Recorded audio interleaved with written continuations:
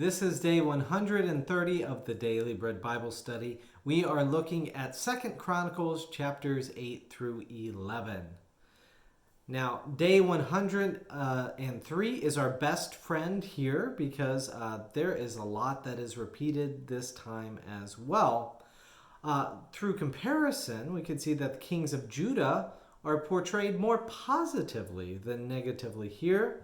And so I'm going to acknowledge my bias up front here and feel free to come to a different conclusion. I see that this is a pro-Judean text, that it is trying to support what is happening with the kings of Judah and say in some ways that Judah is a little bit better than Israel. That's what I see in this version of Chronicles. And, we could see it there for the person writing the Chronicles, right, was very hesitant to talk about King David and his affair with Bathsheba. And we'll see kind of the omission of some things around Solomon's concubines and other sorts of details as well, too. So, anyways, you can see what you will make of it, but let's get on to what is actually said here. So in 2 Chronicles chapter 8, we see details about how King Solomon rebuilds some cities given to him by King Hiram of Tyre. It also states that King Solomon gets more gold with King Hiram, and King Solomon then appoints the Levites as King David commanded in 1 Chronicles 23, which was on day 125 of our study. He gains Hamath Zabah, builds the upper Beth Horon and lower Beth Horon, and Baal-Aloth, which has the name Baal in it. Could this be a sign of things to come? Well, I find it odd that Judah's connection between Baal is downplayed here. I can only find 2 times in 2 Chronicles where it directly states that a king of Judah worshipped Baal. And the 2 are King Ahaz in 2 Chronicles 28 verse 2 and King Manasseh in 2 Chronicles 33 verse 3. So it is not that the information in 2 Kings has really changed, but rather the focus seems to tell the story of Judah trying to stay faithful to God. Is that accurate? I don't know. It's what the story says.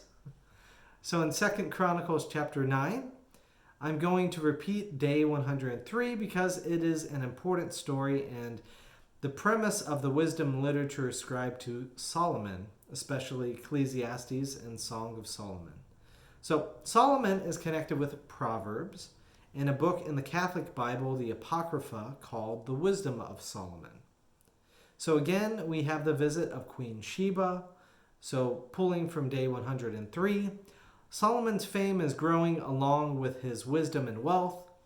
Even people from other nations come to marvel before Israel. King Solomon is visited by the Queen of Sheba in 2 Chronicles 9 verse 5.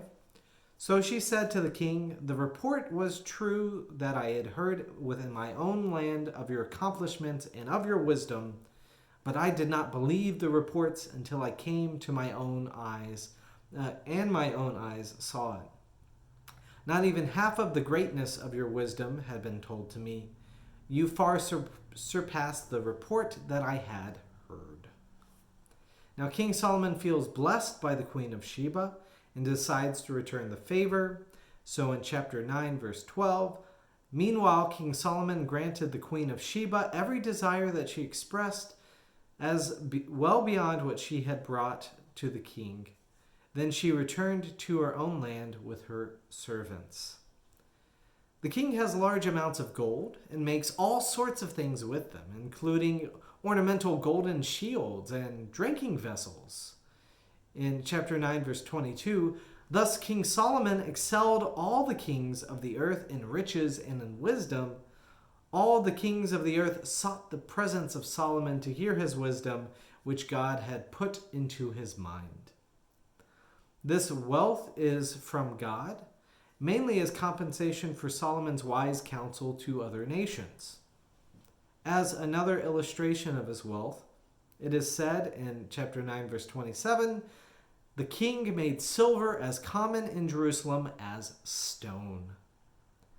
So things are going well, but in 2 Chronicles 10, then we see the death of Solomon and have no reporting of his concubines, his love of women, or his errors as described in 1 Kings 11. Instead, we move right along to his son Rehoboam being king, and Jeroboam, son of Nebat, calling Rehoboam out of his Pharaoh-esque enslavement.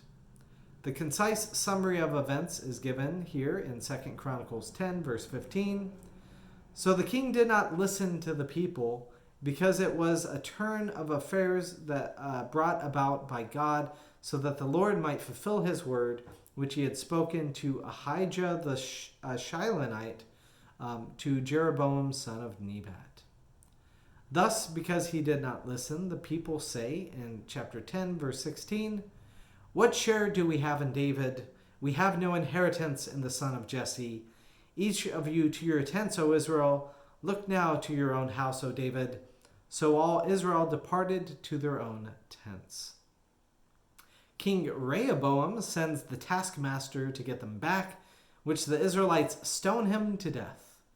King Rehoboam flees to Jerusalem, and in 2 Chronicles 10, verse 19, so Israel has been in rebellion against the house of David to this day. So very pointed and calling the Israelites in some ways unjust in their rebellion. But moving on to 2 Chronicles 11, even mentioning the conflict caused by Rehoboam, 2 Chronicles paints the king of Judah in a positive light. King Rehoboam listens to the prophets of the Lord in not attacking Israel. He also fortifies the cities of Judah and Benjamin, which will give them more security in his days. King Rehoboam also strengthens Judah's bond with the priest, who get kicked out by Jeroboam and his sins in Israel.